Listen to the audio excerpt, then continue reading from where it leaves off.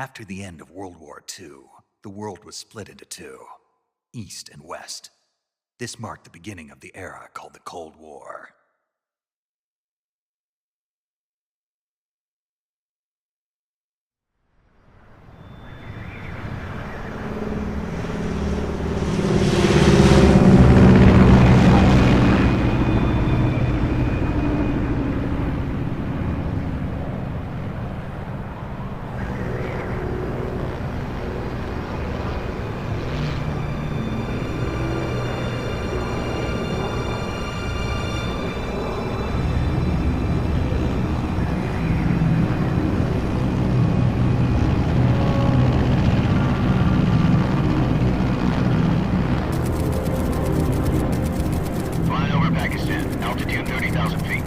Approaching Soviet airspace.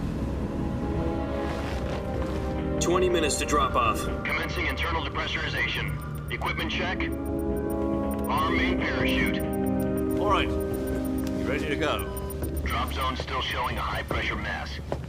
Cav okay. Good. We've got high visibility.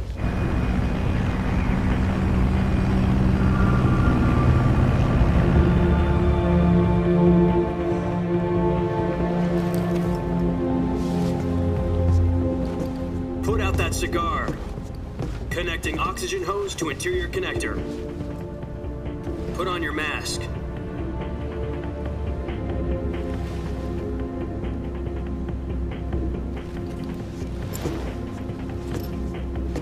Does this panty waste know what he's doing? Approaching release point.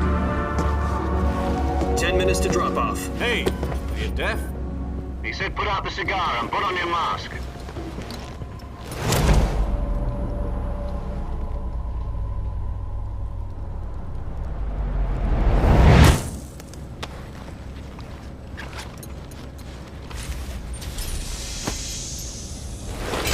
Depressurization complete. Checking oxygen supply. 6 minutes to drop off. Opening rear hatch.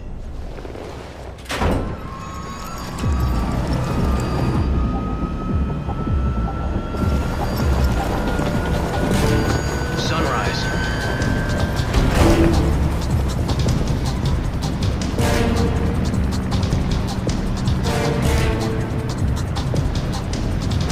External temperature minus 46 degrees Celsius.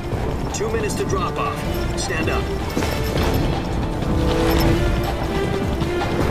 You'll be falling at 130 miles per hour. Try not to get frostbite from the wind chill. 1 minute to drop off. Move to the rear. Activate the alarm bottle. This is one for the history books. The world's first halo jump. 10 seconds to drop off. Stand by. Status okay. All green. Prepare for drop-off. Countdown. 5, 4, 3, 2, 1. Spread your wings And fly. God be with you.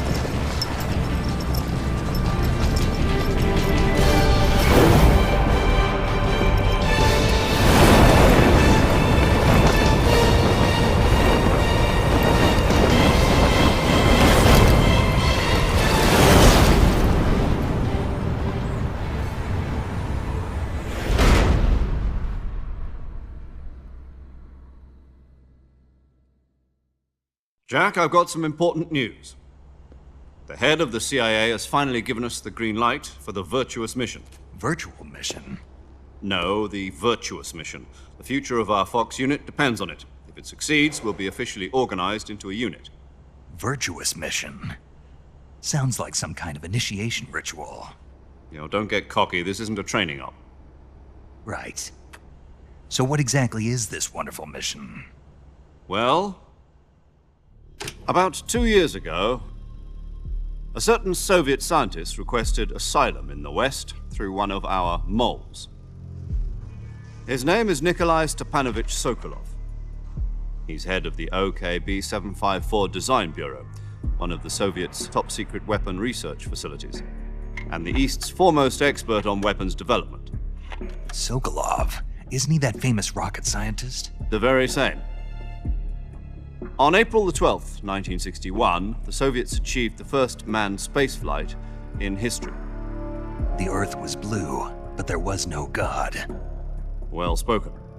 The rocket that carried Yuri Gagarin into orbit was the A-1, known as the Vostok rocket. Sokolov is said to be the man most responsible for the multi-engine cluster used in that rocket. After Gagarin's flight, Sokolov left rocket development to become the head of the newly established Design Bureau. From a lowly technician to head of a design bureau, that's quite a success story, so why'd he want to defect? It seems he'd become afraid of his own creations. Afraid? Call it a crisis of conscience. And for that, he left his country and his family behind and went over the fence? Not exactly. One of his conditions was that his family was also to be taken safely to the west. We used a mole to get the family out first and succeeded in sneaking Sokolov over the Berlin Wall shortly afterwards. I was the one who conducted the operation. The security on the eastern side was still full of holes back then. Then what? We got Sokolov over in one piece, but the whole ordeal had left him exhausted, and we checked him into a hospital in West Berlin. It took him 2 weeks and more than 600 miles to get from the research facility in the Soviet Union to Berlin. He was in no condition to say anything coherent. And it was only a week later that we had something much bigger on our hands. The Cuban Missile Crisis. October the 16th, 1962, President Kennedy received word that the Soviets were in the process of deploying intermediate-range ballistic missiles in Cuba. The President demanded that the Soviets dismantle and remove the missiles. At the same time, he announced a naval blockade to prevent further missile shipments from reaching Cuba. But the Soviets didn't back down, instead placing their armed forces on secondary alert. Soviet transport ships carrying missiles continued on course towards Cuba. US and Soviet forces went on alert for an all-out nuclear war. Frantic negotiations were conducted through the UN's Emergency Security Council and unofficial channels to end the hair-trigger standoff. Finally, on October the 28th, the Soviet Union agreed to remove its missiles from Cuba, and so the world avoided a nuclear holocaust. But in order to get the Soviets to pull their missiles out, we had to make a deal. You mean the one where the US agreed to remove its IRBMs from Turkey? No. The Jupiter IRBMs deployed in Turkey were obsolete, and we were going to get rid of them anyway. They had no strategic value whatsoever to either the US or the Russians. The Turkey deal was a ruse, a cover story that was fed to the other intelligence agencies around the world. So what did the Russians really want? Sokolov. They wanted us to return Sokolov. You mean the Soviets pulled out of Cuba just to get their hands on Sokolov? That's right. What the hell was he working on? At the time, we had no idea. We were running out of time. It was either give up Sokolov or risk full-scale nuclear war. In the end, we had no choice. President Kennedy gave in to Khrushchev's demand. The next day, I got Sokolov out of the hospital, handing him over to agents on the eastern side. Sokolov kept on screaming, "Save me," until he disappeared from my sight. Then a month ago, we received some new information from one of our moles. About Sokolov? Yes. He was taken back to the research facility and forced to continue working on the weapon in question under KGB supervision. What's more, it's on the verge of completion. So what kind of weapon is it? Something to do with space rockets? No, missiles. Same technology. I guess you're right. We don't know the details, but it appears to be a new kind of nuclear device. For half a year now, the Soviets have been conducting frequent nuclear tests at Semipalatinsk.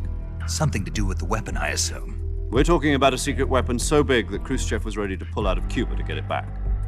Is Sokolov still in the facility? No. According to our intelligence, he's in Selinoyarsk, a place in the mountains about 3 miles to the west that's known as the Virgin Cliffs. The Virgin Cliffs. Nice name for a virtuous mission. They moved him there just recently.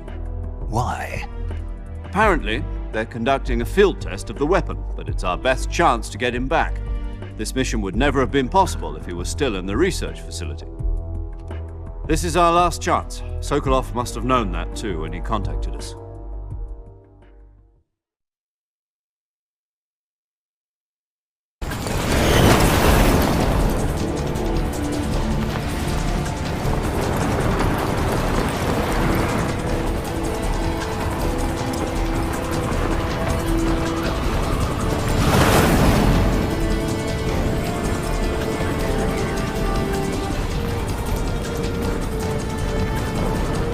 up, Jack.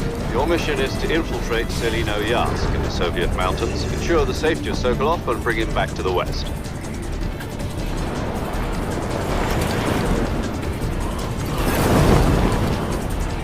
If we don't get Sokolov back before that weapon is complete, we'll be facing a major crisis. The clock is ticking.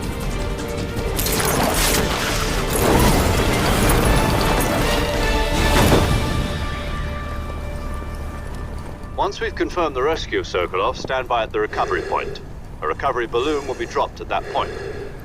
Helium will be pumped into the balloon to inflate it. The process takes about 20 minutes. Once it's complete, the gunship's arm will latch onto the balloon and pull it up. The Fulton surface-to-air recovery system. I'm familiar with the theory. Take it easy. It's been combat-proven. Do you think Sokolov is up to it? The shock will be less than during a parachute jump, and the arm can handle up to 500 pounds. So you're planning on going over the border in a single combat Talon? She's equipped with two 6-barrel 20mm Vulcan cannons, as well as two 40mm machine guns. Sounds like she could hold her own against a battalion of tanks. Even with the fuel in the reserve tank, we're facing a 4-hour time limit. If all goes well, it shouldn't take more than a few hours. Home in time for dinner. But if anything goes wrong, you'll be eating dinner, breakfast, and all the rest of your meals in the jungle.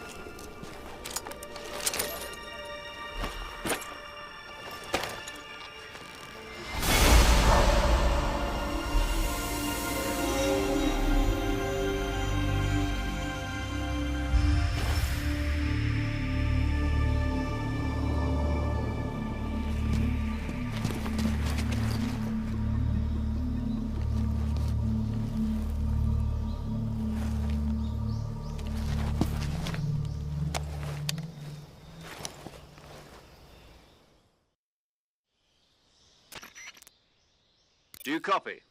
You're already in enemy territory, and somebody might be listening in. From here on out, we'll be using code names to refer to each other. Your code name for this mission will be Naked Snake. I'll be referring to you as Snake from now on. You're not to mention your real name. Snake? Oh, you don't like snakes? What do you mean? Well, you've eaten one before, haven't you? In survival training. I'm glad to hear that. I don't know if I'd ever order one in a restaurant, but... Be careful, you might not have a choice. What about you, Major? What should I call you? Let's see. I'll be Tom. Call me Major Tom. This will be a sneaking mission. You must not be seen by the enemy. You must leave no trace of your presence. Is that clear? This kind of infiltration is the Fox unit's speciality. In other words, weapons and equipment are procured on site. That goes for food as well. You're completely naked, just as your name implies. Great. Now I see why you asked me if I like snakes. I suppose calling me Snake was your idea of a joke, too. No. There's a good reason for that. I'll tell you later when the time is right. Gotcha. Getting back to the subject, how exactly am I supposed to feed myself? You've been issued a knife and a tranquilizer gun. Use them to hunt for food. You'll also find some medical supplies in your backpack. Yeah, about the backpack. I lost it in a tree on the way down. I see. Well, you'd better go back and get it then. Do you know where it is? No problem. I can see it from here. It's stuck on a branch. To climb a tree, stand in front of a tree that's covered in ivy and press the action button. I'll be monitoring your progress over the radio. We can't risk violating Soviet airspace, but I'll be in the gunship. My frequency is 140.85. I'll give you a call if I need to talk to you. If you need to talk to me, use the send function. Okay, Snake, go get your backpack.